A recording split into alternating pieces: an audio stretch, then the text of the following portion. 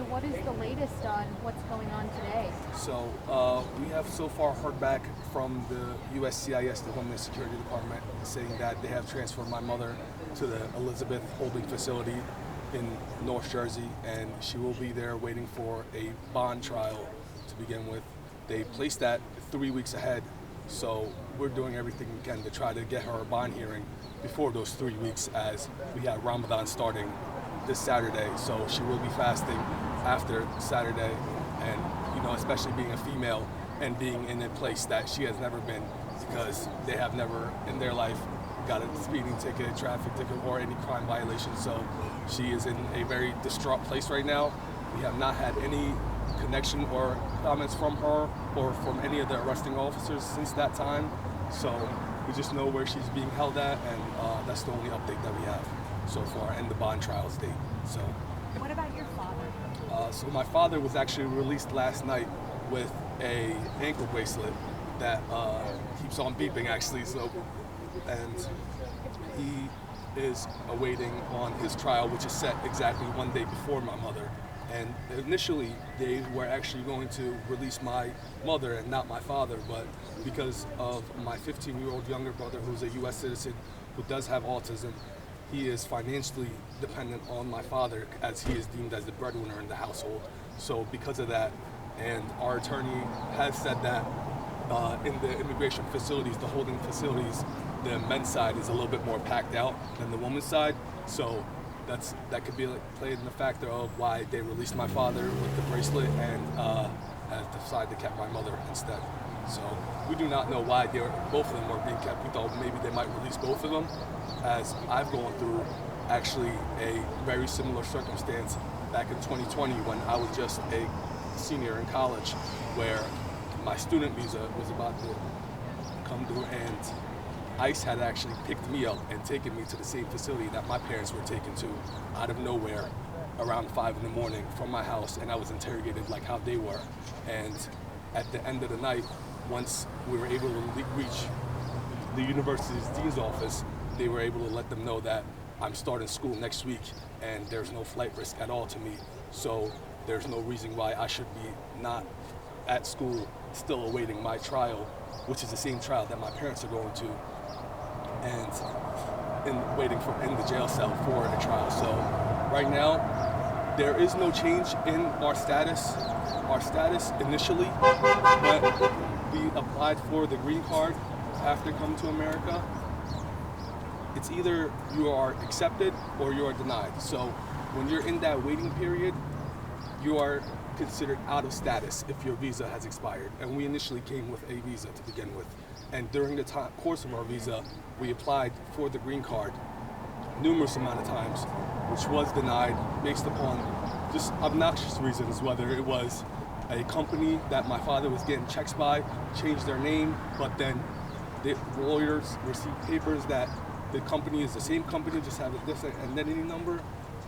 But because of that, they said, we already declined your application, you have to apply again. And every single time you do apply, it's $1,500 per person on the application. So a family of 4 having to apply numerous amount of times. And during those times, we do not have any type of work authorization in America. So they didn't grant us with social security numbers other than my father, because he was the holder of the initial visa.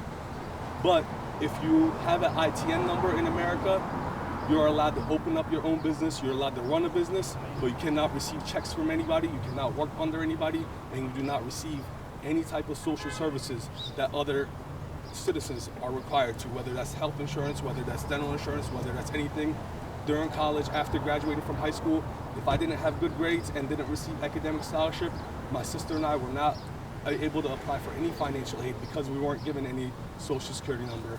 But through us retaining TIN numbers, because we agreed to pay taxes, through that TIN number, we're able to open up an LLC and we're able to start a business where we are the people who pay out. So we can pay out taxes, we can pay out other people, but we can't receive any payments from anybody else. And that's the kind of system that, that immigrants live through for years that, nobody really knows about.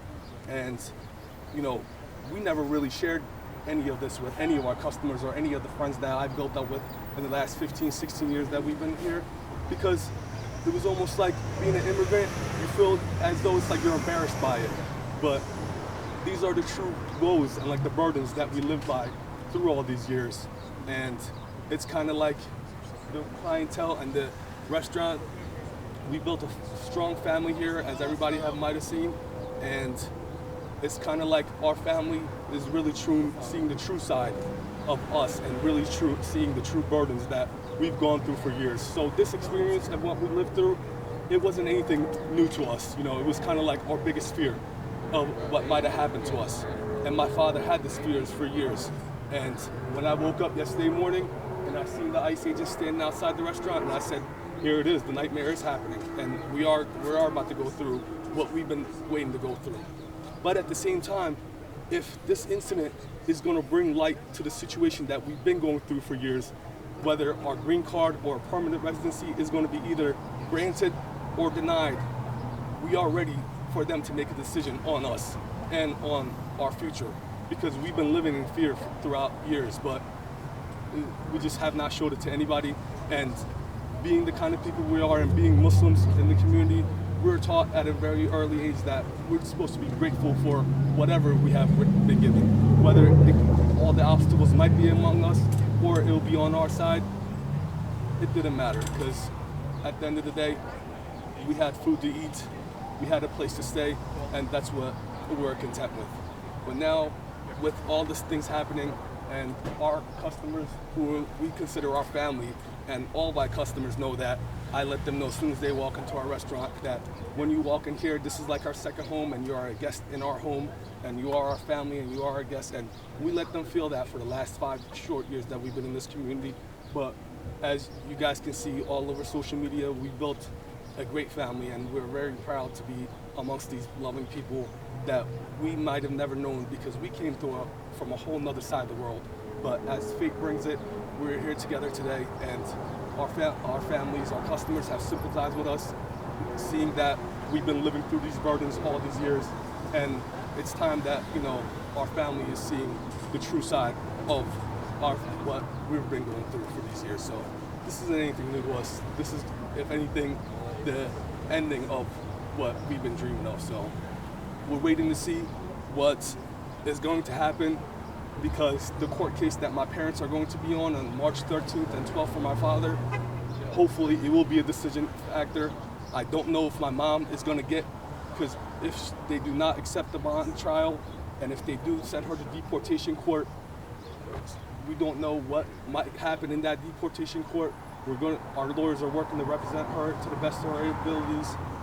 You know, I kind of wish it was me in my mother's shoes, so that I could be the one going to court and, you know, being able to represent myself alongside with the attorney and being in front of the judge and letting them know their story, because, you know, I've seen it from both sides. My parents have only seen one side of it, because I was raised in America, and, you know, all my friends, that I consider my family, they are all Americans, because we left our family when I was around 8, 9 years old, and we had to build a new family here.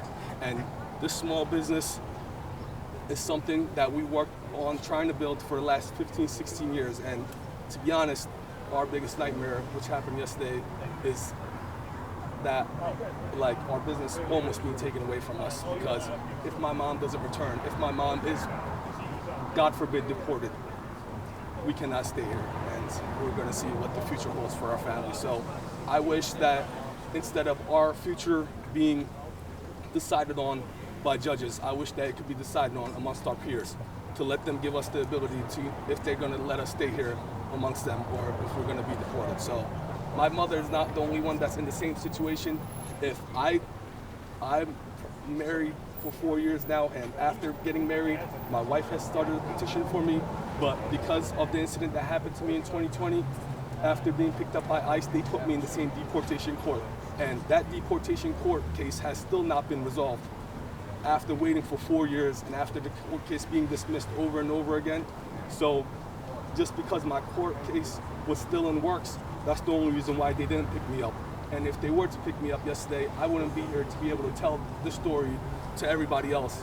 And you guys would just see a restaurant shut down, the family is arrested, and nobody has any real answer. So I believe that it was God's true plan to, you know, let our customers and our family know the true burdens that we had throughout these years, and we're waiting on a decision that will decide our fate for the Can future. you tell us about your mom?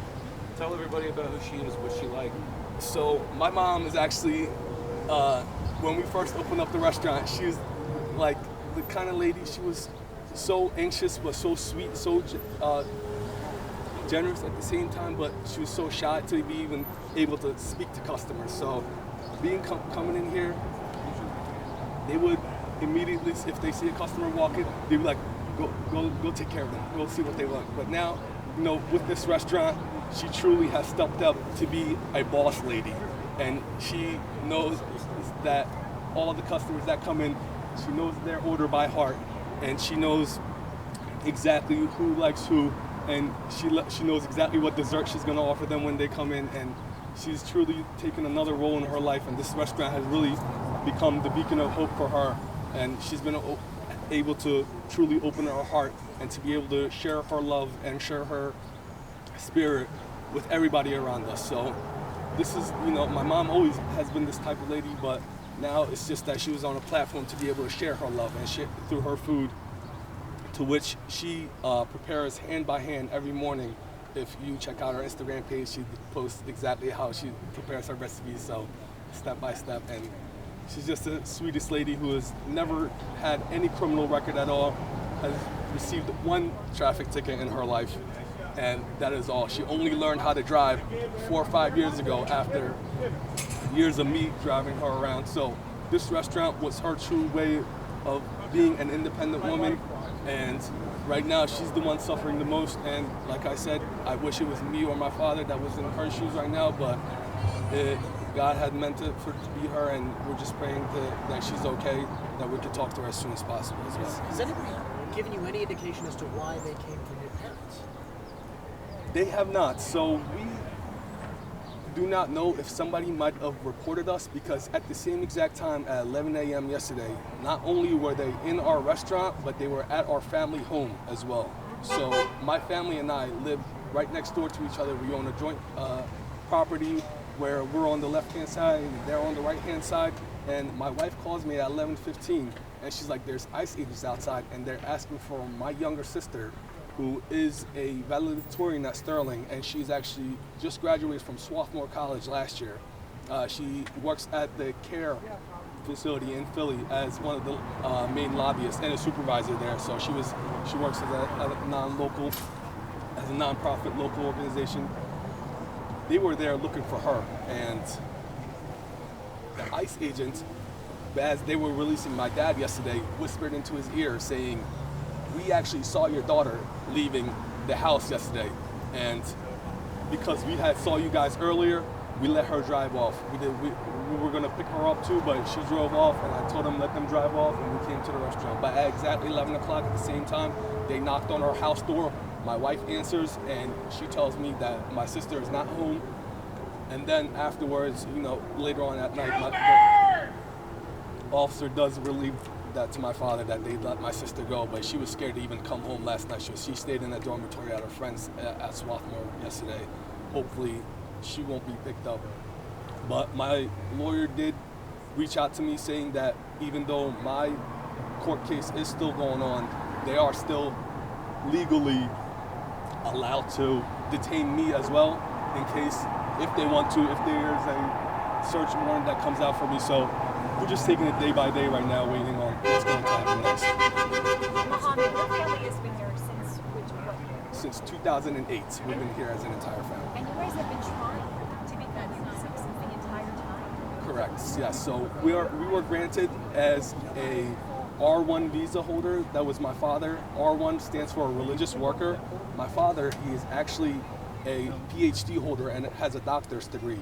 His main intention of coming to America was to study the life of the first white American Muslim that was from America. His name is Alexander Russell Webb, and he actually worked as a U.S. consular officer in the Philippines back in the 1700s. And this man visited the Ottoman Empire, and because my father is a historian, he wanted to write an autobiography of this guy's life. So he came here in 2000, and he was able to get his master's here. Then afterwards, he came back to Turkey and completed his doctorate and PhD and wrote about 3 to 4 books, one being the autobiography of his life and then the other ones being about Islamic history.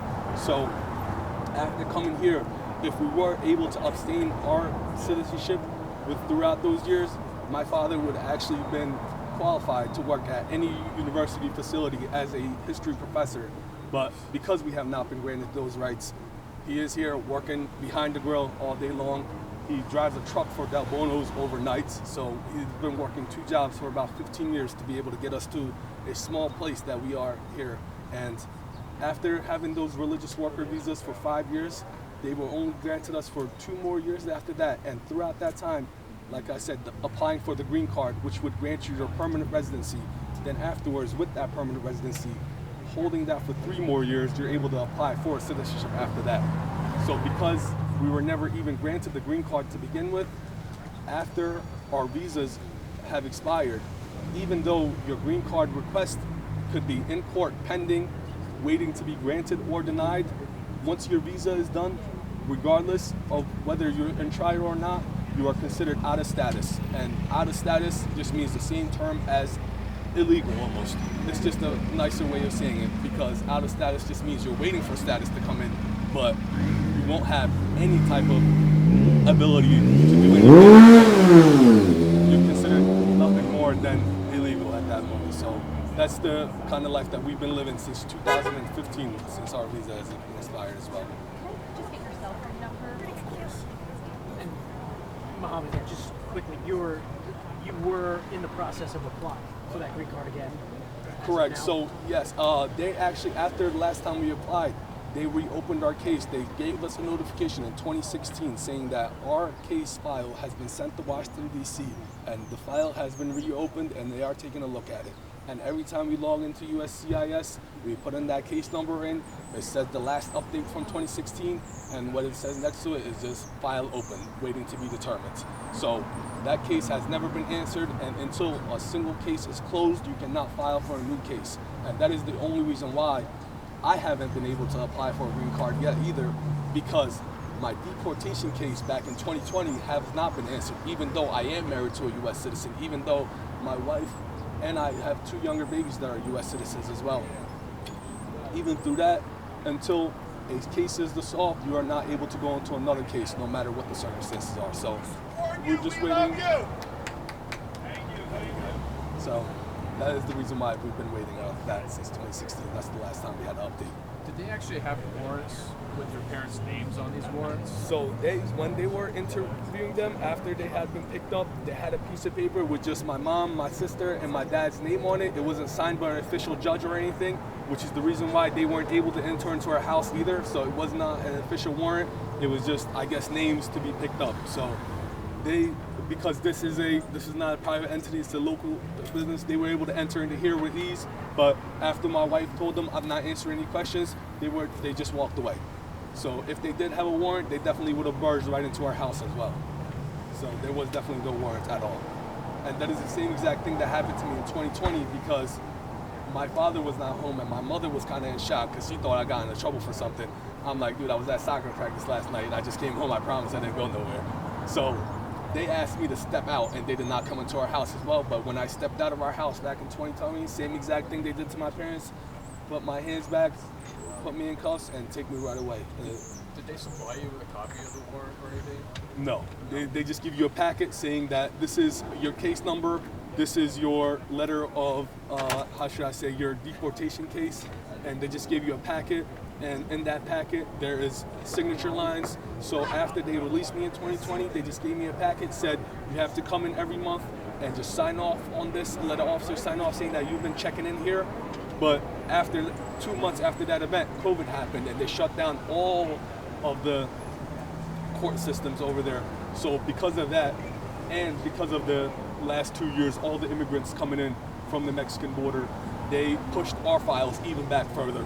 And people that came in, Turkish people that are acquaintances of ours, they were able to apply for asylum even 1 year before coming here, and they have all received their green cards right now. And we've been waiting for about 16 years for our court case to be solved, but we have not received any answer yet. So